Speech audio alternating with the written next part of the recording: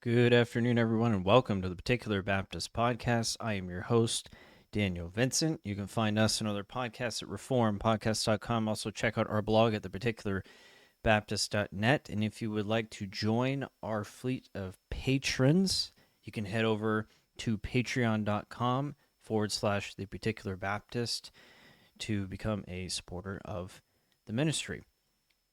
Alrighty, so there was a change up at the last minute with the episode topic. I know we were going to talk about whether the new covenant is conditional or not.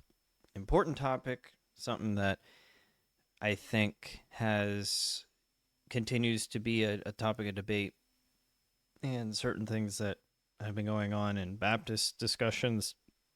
I think it's good to talk about. But given this is Independence Day, or yesterday would have been Independence Day, but this is Independence Day weekend, I thought it would be good to discuss a theme surrounding July 4th. And, we may have international listeners. I think we still do. So this may not resonate with you as much, but, this is America. It's an American podcast. It's going to have to deal with it. But I wanted to talk about some biblical themes surrounding the founding of our nation, kind of how this is looking at some of the things surrounding religious liberty and the natural theology, and then tying that into particular Baptist theology a little bit, looking at some of the consistencies and just reflecting on some thoughts surrounding the founding. So some of this may seem elementary to some of you. Some of this might be a good reminder. Some of this might be maybe you hadn't thought about before. And so, this may be helpful. So, but I think it's timely given it's Independence Day weekend. I want to read a little bit from the Declaration of Independence from 1776. It says this: when in the course of human events it becomes necessary for one people to dissolve the political bands which have connected them with another, and to assume among the powers of the earth the separate and equal station to which the laws of nature and of nature's God entitle them, a decent respect to the opinions of mankind requires that they should declare the causes which impel them to the separation. End quote. Now, one thing I want to point out here, and this actually, as an American, you grow up learning about the Declaration of Independence, and this is like the foundational document for our nation. This is really what, it was a declaration. It was putting out publicly what the intention was in separating from England, with these 13 colonies wanting to separate from England. And so you have this foundation being laid of what that means. Why are we doing this? And you see the grievances that they have with the crown, with England, listed out in the Declaration, and the overreaches that they saw of that government, which led them to want to have some sort of declaration of independence and moving away from being part of the British crown and the British monarchy, the British Empire, if you will. But there's this interesting phrase that's in here. It says, the laws of nature and of nature's God. Now, again, I've grown up, I think every good American has grown up learning about the Declaration of Independence. And probably at one point or another, I've read through the whole thing throughout school or different parts of school. And there's probably many that have in our nation. But sometimes as you're learning, especially in the Reformed world, I think when you're immersed in the 15th, 16th, centuries, particularly, and you see language that and concepts that are put together and formulated and that you're learning about by reading primary source material, reading about the history of that time, and you see these terms come up, and then you read something like this and you start to put the pieces together, right? The laws of nature and of nature's God. For our country, for the United States, the law of nature is a foundation of our country's founding. I'm using the laws of nature and of nature's God, which again really is those things about God that are revealed by nature is how I interpret that.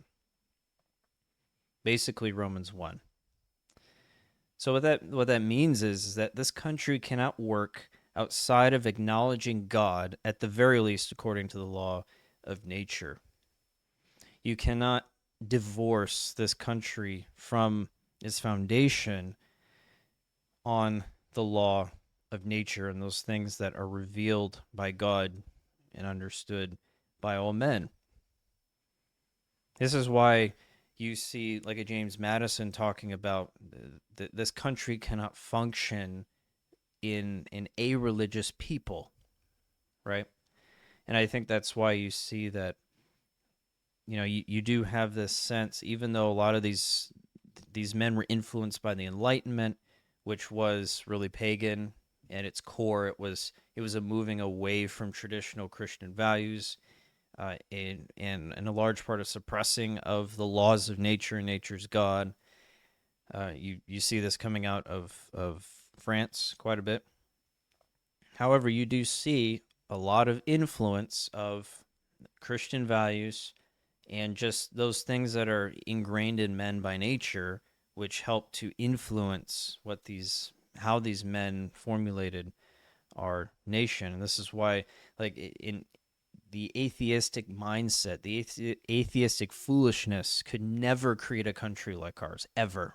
Even if you do have even if there were men who may not have been Christians, or even confessing Christians, who founded our country or who were part of those original delegations and men, there is still an acknowledgement that there is a God and that he is doing something. He might not be directly involved in the world, but there is a God, there's laws of nature, and there is some sort of absolute standard that this God has that we must abide by, and this is the foundation for why this government needs to be created. They saw it as a moral obligation that these things are entitled to people in the country because of the laws of nature. They were grounding it in that. So in an atheistic culture, in a completely a-religious culture, a culture that just doesn't believe in natural law, you're going to find that there is no possible way a country like ours could ever be created. But this idea of the law of nature being the foundation of a nation is simply man using what he already knows, Romans 1. There is this again, this sense of absolute morality that is there, and they see it as coming from God. It's not just some random, the universe is telling me to do X, Y, and Z, or some mystical being. They see it as God, the God that is in nature, the God is revealed by nature, is the one who is the foundation of why we should be establishing these rights to people, the right to life, liberty, and the pursuit of happiness, as you see in the Constitution, in the preamble. And what you see is that these ideas are grounded upon what the civil government should be doing. And this is tied to the laws of nature. And we've talked about this on the show before as it relates to, like, where does civil government come from? Where does civil government kind of find its foundation? Its foundation is in the laws of nature and establishing and making sure that the laws of nature that are revealed, that reveal God and what he requires to all men in general, that they are kept and enforced, and that order is kept surrounding those. Genesis 9, 5 through 7. Surely your lifeblood I will demand a reckoning from the hand of every beast. I will require it, and from the hand of man, from the hand of every man's brother, I will require the life of man. Whoever sheds man's blood, by man his blood shall be shed, for in the image of God he made man. And as for you, be fruitful, multiply, bring forth abundantly in the earth, and multiply it. So, as I remember reading not too long ago, rereading the Declaration of Independence, and just seeing that term, the light of nature, nature's God, and it just kind of, I guess maybe I hadn't picked up on it before, but that they were grounding these things in the laws of nature, and then of course, with this recovery of natural theology and reformed epistemology. How do we know things? Well, God is revealing it to us, Scripture, and God reveals Himself in nature. It helps to inform the thought process that is going on here. Even if these men weren't reformed, they're using concepts that are found in the Christian tradition and it taught in the Christian tradition, and then of course what they are seeing in nature, what those things that are known intuitively by the fact that God is revealing Himself and can leave no man without any excuse. So it's really interesting when you kind of put these pieces together and you see. I mean, this wasn't too far after the post-Reformation period. You have this is the late 18th century.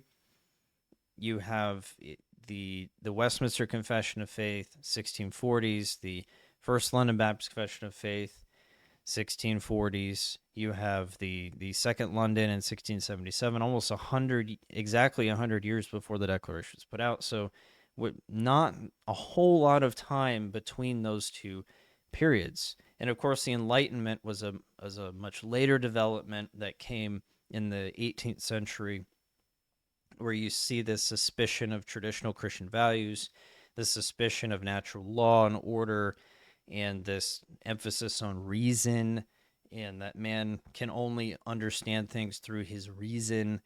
And, we don't need to worry about doctrine and those silly things. The church is some strange institution. We're more enlightened now. We have arrived at this better progressive understanding of things. We don't need the church anymore. But again, you do see this influence in what man cannot deny, because Romans 1 says in order for them to deny it, they have to suppress what they know. They already know that God has revealed Himself in nature, and what they're doing when they're pushing against that, when they're creating idols, when homosexuality is prevalent, when man is sinning, they're suppressing what they know about God based on what He has revealed in creation. The law of God that has been revealed through nature, they are suppressing when they push against that. And so you still see this semblance of the law of nature has not been snuffed out in terms of their consciousness of it, or better yet, their acknowledgement of it and accepting of it, even if they don't acknowledge special revelation in the way they should. But you do see this establishment of government based on the principle of natural law. And they're trying to keep the government in its proper role, right? If you've listened to us, we've in this past year done quite a bit on political theology. We've interviewed Stephen Wolfe twice. We've critiqued his book. We've written on particular Baptist political theology and done quite a bit of historical research there. What you are seeing is these two realms, right? You have the natural realm, natural law, where the civil government falls into, as we read in Genesis 9, talking about the establishing those things that are known by nature, right? You don't kill people. That's thou shalt not murder. That's known to all men intuitively. God's written that law on their hearts. It's the civil realm, the natural realm, that government has its role in, and then you have those things in the categorization of special revelation, right? That the civil government doesn't touch. They don't have access to those special truths to be able to speak upon them as an institution. That's not their role. That's not what God has established.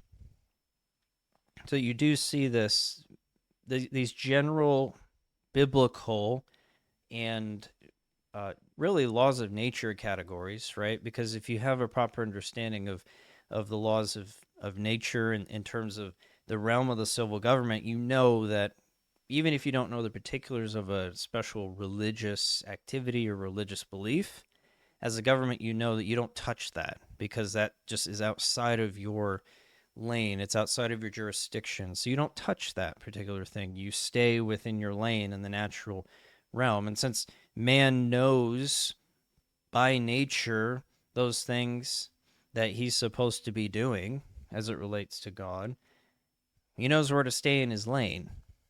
And he's supposed to be able to work within that category. Now, of course, governments have not been perfect at that. Again, just look at the Reformation period where you have a clear integration of church and state, whereas state is now part of the religious process, now part ecclesiology and civil government now go hand in hand. Political theology is inseparable from ecclesiology, etc.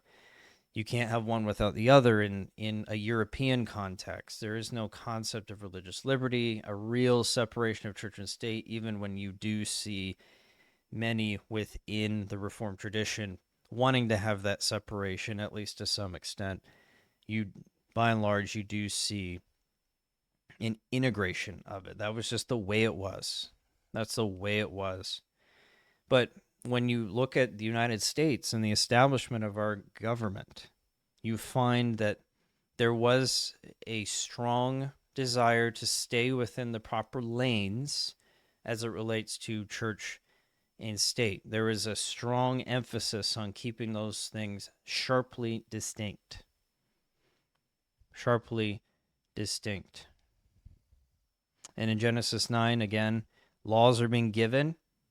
Of course, for Noah, because he's not just anyone, he's a man of God. So the laws of nature are being given to him in a more special way than what man knows inherently.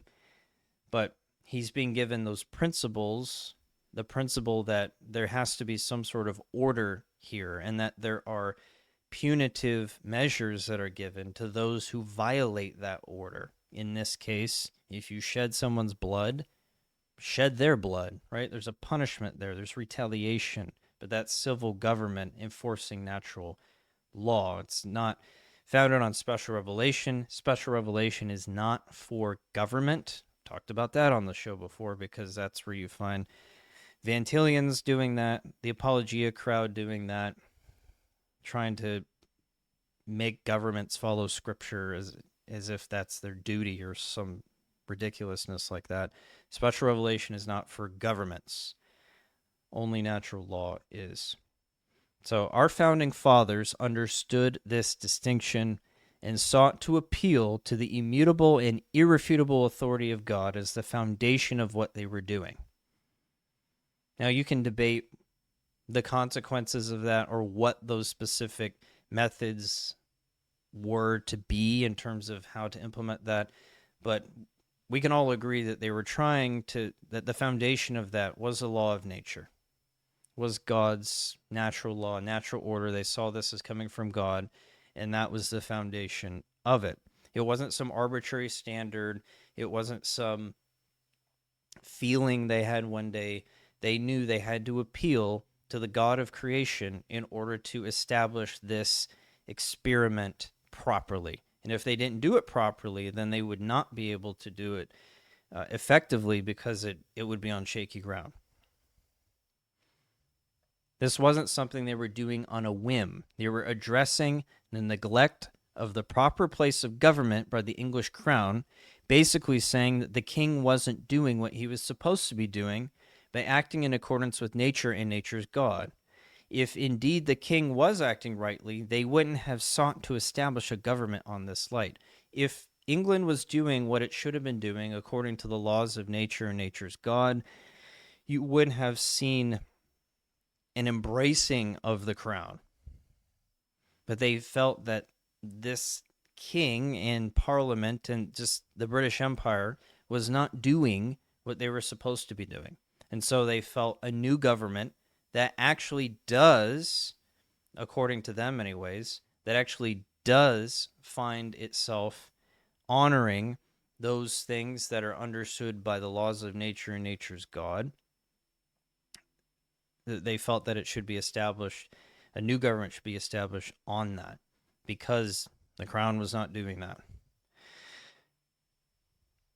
So they're appealing to a higher authority. They're appealing to an objective standard outside of themselves. It's not just, oh, this is what, what society should do. This, none of this, stupidity that you find today in terms of this subjectivism, this relativistic foolishness that we find that tries to establish itself as an objective standard for how policy should be driven. No, this was something that was grounded on natural law as revealed by God and nature. Now, tying this back from a Baptist perspective, it's interesting how consistent this foundation is with our particular Baptist tradition in terms of their political theology. Now, if you've been with us throughout this past year, you would have heard we've done 1 or 2 episodes, I think, on particular Baptist political theology. And then we've written at least, there's been 2 articles we put out on our blog surrounding particular Baptist political theology. After this show, I will make sure those are in the show notes on YouTube and other places so you can reference them. But one thing that you will see is that, again, there is this distinction between the light of nature and the civil government working within that realm only, and then you find the church is allowed to do what it's allowed to do. And you do see, however, there is this sense of, in particular Baptist political theology, you do see an enforcement in a negative way without any active establishment of religion or active enforcement toward a particular special revelation aspect of Christianity. You do see this negative enforcement of the first table of the law. And so in their context, in particular Baptist context, you would see they would actually go farther than the founding fathers, and I think we'll talk about that in a second as it relates to this. And of course, the light of nations, we've talked about this with Christopher Blackwood, those things that a society regards as holy. So you might have a society that generally worships Jesus, that generally reveres the scriptures, generally reveres the name of Christ. And so we shouldn't disrupt people should not be allowed to rail against Christ, should not be allowed to speak against the scriptures, because that really is a disruption of public peace. It's going against what that nation generally accepts as a religious practice. It's a societal thing that has really become established by virtue of the amount of people that are practicing it in the nation. This is just part of the culture, right? That we respect Jesus, even if not everyone is a Christian. If someone is railing against Christ and blaspheming him openly, then that person should be punished, because they're now usurping the public peace. They're, violating that cultural principle of that nation. You see Christopher Blackwood talking about this principle, but the light of nature was really that establishment of what government is to do, right? The light of nature, enforcing the first table of the law, but this general principle carries with it into the founding fathers of our nation, even if they had a greater religious toleration. And we'll look at that with like Thomas Jefferson in a second. But yeah, the founding fathers were definitely more tolerant, at least at the federal level, for differing views than you'd find among particular Baptists. Like the consensus view with particular Baptists was you found that papists were to be dealt with, and I think that's because they were disturbers of the peace. They were killing people, and I think they just didn't want that religious practice to be practiced in England, and saw it as problematic. And the first table of the law was enforced. So open blasphemy couldn't be couldn't be practiced. You see, like with William Kiffin, when you had Quakers that were blaspheming Christ openly, there was a situation where that happened. There was one Quaker that he pretended to be Jesus and came in on a horse or whatever and started and basically was blaspheming Jesus, and he was punished for it. And Kiffin was in favor of that, and that's a violation of law of nature. You're taking the name of the Lord, the Lord's name in vain. You're committing basically an act of idolatry, and it needed to be dealt with, and it disturbed the public peace. So the civil government's involved in that too, because of that. So particular Baptists, while they did believe in some sort of religious liberty of conscience, it wasn't an absolute religious freedom. That was a free for all for everybody. So you would definitely find differences with particular Baptist political theology versus our founding fathers of America political theology, who were very tolerant and fell more in an Anabaptist view of political theology, where everybody needs to be tolerated. And so I would definitely find myself leaning towards the particular Baptist side. And I do think that there are issues with allowing absolute religious toleration to where anyone can just do whatever they want, even blaspheme God openly. And I do think that particular Baptists were definitely, at the very least, it was an open-ended question whether people could practice privately, because the idea was more about conscience, it's liberty of conscience. People cannot tell your conscience what to do. You can't punish a conscience. You can't regulate a conscience. It's invisible. It's with that person personally.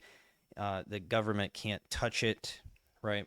And so what you do privately is your belief, right?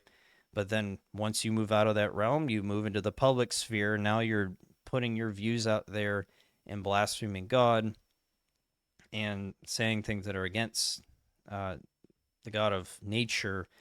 Then you're going to have a problem, right?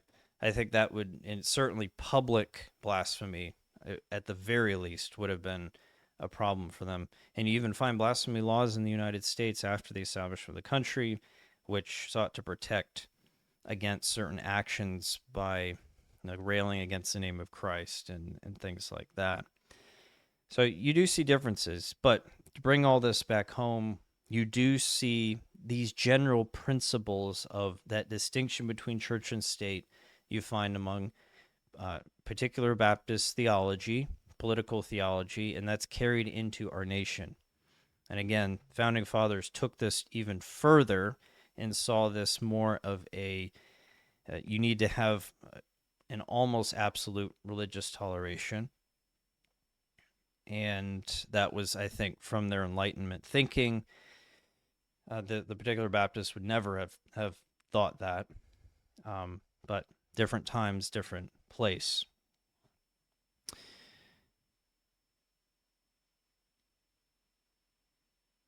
But I think what this highlights with the I think what this highlights with our founding fathers, that even among Enlightenment thinkers, there was a general understanding and the general role of government that I think all Christians could agree with. And I think that saying this even with some of our founding fathers who weren't Christians, again, that the Enlightenment had influenced much of the thinking at this time. You saw, again, this general acknowledgement of God. It would be ridiculous to be an atheist at this time. I can't think of one founding father that was an outright atheist. I don't believe there's a God. It was more, I think, of for those who like a Ben Franklin and Thomas Jefferson, I'll use them as examples. It would be more of, we need to emphasize the thinking of reason over these particular doctrines. Doctrine isn't important. The Bible isn't important. Who cares really about whether somebody's right or wrong? We all acknowledge God exists. We acknowledge he's to the law of nature is here, but the Bible, we don't care. Who cares about that much? So you have this deistic mindset. And from my research, there was there's different thoughts in the realm of deism, uh, where you have some that do believe God is involved in the world, but you do have some that don't. It wasn't monolithic. But like a Benjamin Franklin, for interesting, and he fell into the part of deism that did not deny God's involvement in the world, but he was very suspicious of the theological aspects of Christianity. For instance, he and Thomas Jefferson were influenced to some extent by Calvinism. Ben Franklin grew up in a Calvinistic household, but he was skeptical of Calvinism, and Thomas Jefferson would just outright deny it and have nothing to do with it. But again, even with Franklin, he never abandoned a sense of the divine. And it kind of reminds me of like Proverbs 22:6, where if you raise up a child in the way you should go, even when he's old, he won't depart from it, right? Now, that doesn't mean he's going to be a Christian or he's going to follow everything, but there is this general sense of you are ingrained with something growing up. The likelihood that you're going to retain that, or at least take general principles from it, is high, right? And that seems to be the case with Franklin. He kept a sense of the divine. Whatever you want to take with that, he was a fornicator. He had bastard children. He was not a holy man by any stretch of the imagination, but there was a sense of order and reverence for the divine. And he had a lot of respect for George Whitefield, who was preaching around this time in the United States, who, interestingly enough, is a Calvinistic Methodist, and yet Franklin had respect for him, even though Franklin was not a Calvinist and didn't care for Calvinism. But he still had that sense of morality. And then you come to Jefferson. Jefferson was an interesting guy, and he wrote quite a bit on religious freedom, and he was not a big fan of the scriptures. But again, he had a dislike for Calvinism. I found this on Monticello.org. Monticello is Franklin Jefferson's house. It's actually in my state, in Charlottesville, not too far, maybe a few hours, 3 hours from where I live, maybe. But it said, they quoted this of him. It said, quote, "Calvinism has introduced into the Christian religion more new obscenities than its leader had purged it of old ones." Ouch. Yeah, Jefferson was not exactly a friend of biblical theology. No. Again, reason was what ruled the day. If it didn't seem reasonable, we're rejecting it. You have to think through these things reasonably. That's the standard here. And it's interesting, you do see these guys denying core tenets of the faith. And that's not, when you elevate reason above the scriptures, reason above natural order, you're going to abandon those things that are to be confessed. You see this time and time again with heretics throughout church history. They elevate their reason above scripture and above what the church has taught about these things that's consistent with the scriptures, and then they fall into these foolish traps. But he didn't like orthodoxy, and he didn't care for scripture much. No surprise there when you have an attitude like that. But what's interesting, so Jefferson had a strong emphasis on religious freedom. He helped to put together the Virginia Statute on Religious Freedom, which was a law that became enacted this was before the Constitution of the United States was even put together, but the United States government was in place because you had a confederation of states before this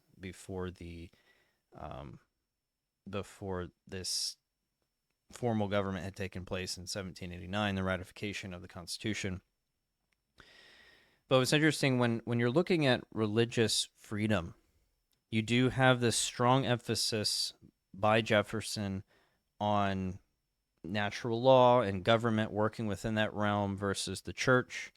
But he, even as strong of an emphasis on religious toleration that Jefferson had, and he was the primary author of the Virginia Statute on Religious Freedom. And I was even reading, too, that the first Supreme Court case in our country's history on the issue of religious freedom referenced this statute as the standard for what religious freedom means in this country.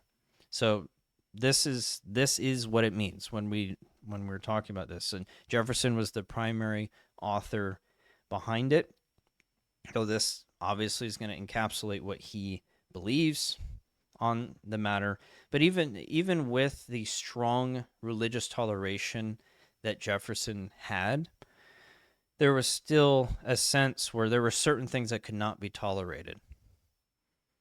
There were still things that could not be tolerated. And again, I think our particular Baptist forefathers, on this point at least, would have said yes and amen to that, because even though they did not go as far in terms of religious toleration as our founding fathers did, you definitely see places where they would have said, yeah, we're not tolerating this, we're not tolerating that, because of the public peace being disrupted, which is really what we find here. In my research, I was finding that the example of child sacrifice couldn't be allowed in this country. I think the founding fathers were trying to work through all these different scenarios. Like, what if there's a religion that requires child sacrifice? So we're saying that religion is free in this country. You can practice how you want. Well, doesn't that mean you can kill your kids if you think that's your religious belief? And they're like, no, that's not what we mean. We're not going to be doing this wild stuff, because now you're disrupting public peace. You're hurting somebody else. This is going outside of the realm. And I think it goes back to that principle of natural law, the laws of nature, nature's God. I think that's really what it's grounded in. This is natural law. We can't kill people. Now you're abusing the principle of religious freedom in this country, and you're using it as an excuse to do something that's against the law of nature. I think that's really what the issue was here. And this is why you can never have absolute religious toleration in any society, because there's always going to be some wacko that's going to take advantage of that and try to use his particular religious beliefs to create some sort of civil unrest that's just unacceptable for that particular nation. So you do see language that is used about the liberty of one's conscience and one's belief. So even with our founding fathers, they're using very similar language to even our particular Baptist tradition. Talks about liberty of conscience. And of course, again, the particular Baptist did not mean that anybody can do whatever they want. The Hindu can worship how he wants. The Muslim can do whatever he wants, at least in the public sphere. They're not talking about that at all. It's talking about what one believes in private, right? So the emphasis, at the very least, is on the private sphere, conscience, that thing that you believe in your heart that nobody can touch, right? That's the focus. So it's focused on what someone believes in private rather than the emphasis on what is practiced publicly. Although Jefferson would have allowed some sort of public display to be practiced of someone's religion as long as it didn't interfere with public peace. So there had to be a sense of public peace here. That's really where the exception was. Like, you can practice your religion even publicly. You can even promulgate it, but you cannot disrupt public peace. If you do that, now the gloves come off on the government side, and we're not going to allow that. In looking at the Virginia Statute on Religious Freedom, again, which he was the primary author of, it has an interesting line that carves this caveat out. It says, quote, that the opinions of men are not the object of civil government, nor under its jurisdiction, that to suffer the civil magistrate to intrude his powers into the field of opinion and to restrain the profession or propagation of principles on supposition of their ill tendency is a dangerous fallacy, which at once destroys all religious liberty, because he, being, of course, judge of that tendency, will make his opinions the rule of judgment, and approve or condemn the sentiments of others only as they shall square with or differ from his own. That is time enough for the rightful purpose of civil government for the officers to interfere when principles break out into overacts against peace and good order. So basically what they're saying is that civil government does not have any role in the opinion of governing what you and I think, right? Again, conscience, that's what I believe. Government can't touch that which it can't see, right? It can't touch conscience. That's a Reformed principle too. That's a particular Baptist principle. Government can't touch conscience. We should be able to worship how we want. In light of the scriptures, that is not government's job. We are held accountable to God on that part, right? And that's exactly what our founding fathers believed. But they did carve out that there can be an abuse of religious liberty for those who are disrupting, it says, against peace and good order. So as soon as you use your religious beliefs to disrupt peace and good order, now you're undermining the purpose of it. This is no longer religious freedom, right? So while one can teach and propagate the religious beliefs, although again, the primary focus is personal, not just rail your views however you want, they can't destroy public peace, right? They can't, and this is why I think you do see blasphemy laws in place in this country, even after the country was established for many, many years until maybe the 20th century, where you start to see these things fall off. Because there is a sense where, okay, there has to be a line somewhere. You can't do whatever you want in terms of religious liberty. You have to be able to function as a society. A society has to function and have peace, even with greater toleration here. So someone had to argue, have some sort of reasonable argument against someone else's view. They could speak their view, but they could not disrupt public peace. And it's interesting, too, Jefferson said this in relation to the Constitution of the country. He said, quote, "The declaration that religious faith shall be unpunished does not give immunity to criminal acts dictated by religious error." Dictated by religious error. And really, at the end of the day, the states were left to decide religious toleration. And of course, the 14th Amendment ruined that for everybody. So the states now had to enforce the Bill of Rights. It wasn't just applicable at the federal level. Now each state had to follow the Bill of Rights, which is stupid, but it is what it is. The Constitution isn't perfect. It blew that away. Ideally, in what we would have in this country, that's a key word here. Ideally, we'd have the first table properly enforced, consistent with particular Baptist political theology. But given the state of this country and the people and the semblance of public peace, it would not work at this time to enforce natural law in that way. Natural law would have to be enforced in a different way because the ultimate goal of government is public peace. It's not enforcement of the law so much so that there is just absolute chaos, which I think is what would happen if you got rid of the principle of religious liberty in this country that we have. You would have chaos because it would cause such an uproar in the public psyche and in public. It would cause so much disrest that it really would undermine the purpose of government and establishing that in the first place. This is why incremental laws are helpful, right? This is why things like an abolitionist mindset that comes through and says, well, we just got to get rid of all abortion. Let's just pass a law tomorrow, right?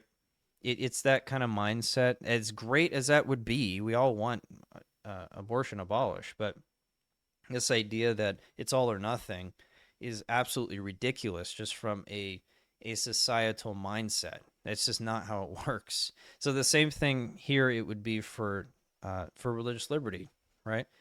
I would love greater enforcement of natural law. It is government's job to enforce the first table of the law, but that's going to look different in different situations as you work towards that ideal state, because the goal of government ultimately is public peace and order, right? So governments have to work with what they have. In this country, this is the best situation we have for the time being. In another country, it might be something else, right? So, we have to, and this is actually in terms of the principle of incrementalism, or at least looking towards an ideal. This is the mindset that Stephen Wolfe has as it relates to his view of Christian nationalism, right? While he lays out his ideal situation, he knows that's not something that's practical, at least right now. And so it's just like, okay, this is what we got. This is what we deal with. That's the goal, right? That's the goal. It's much easier, like in a particular Baptist setting, to say the things that they did because the government was already doing that on a large scale. They were actually the ones who looked more radical because they did not believe in the exact toleration of the establishment at the time, which would have been the Westminster Confession of Faith, because that was a a document commissioned by Parliament. They were the ones who seemed to be more Anabaptist, even though they weren't.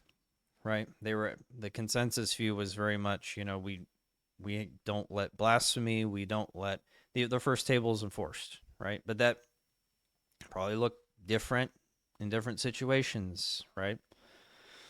So ideally, that's where we would go. But at the end of the day, in terms of we live in a country where, for us Christians, we can take advantage of this religious liberty that we have, this tremendous liberty that we have, that our founding fathers gave us. We don't have an established church in this country. It's not the government's job to be doing that anyways, but that allows us to be able to worship according to our consciences.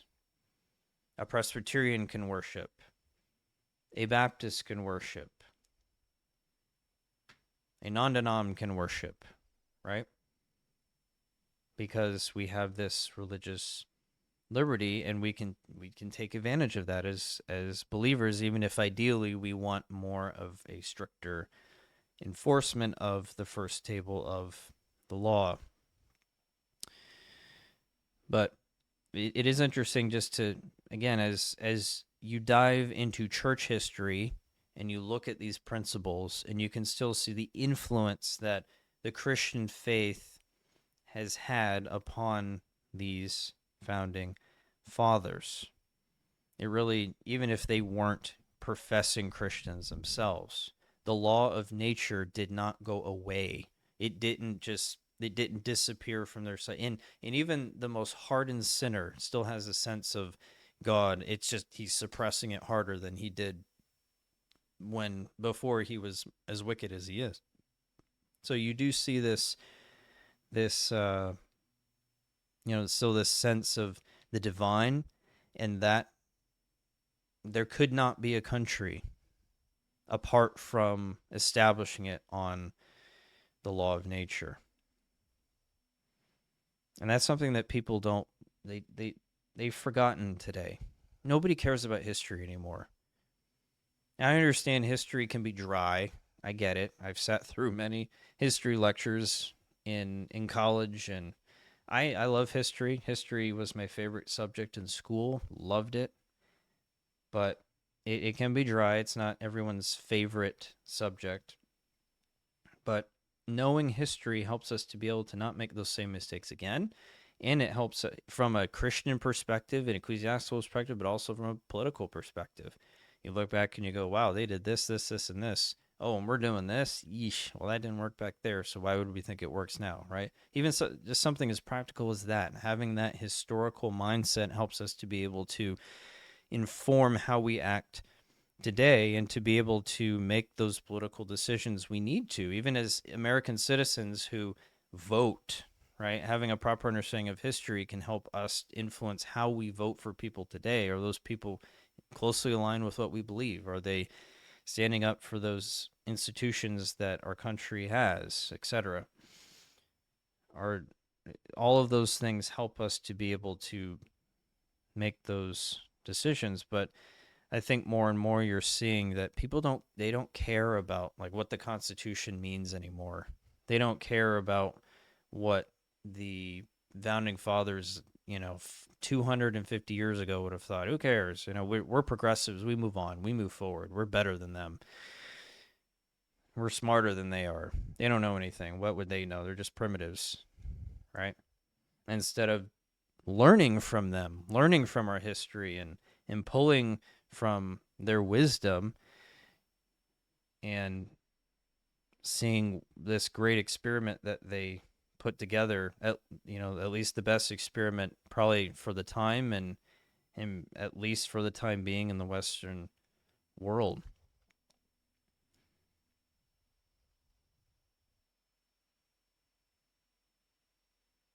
Regardless, we're thankful for our Father's work in giving us a nation that is based on natural law. And it is, again, a blessing to be able to worship according to our consciences. It really is. So we take what we get, right? Take what we get.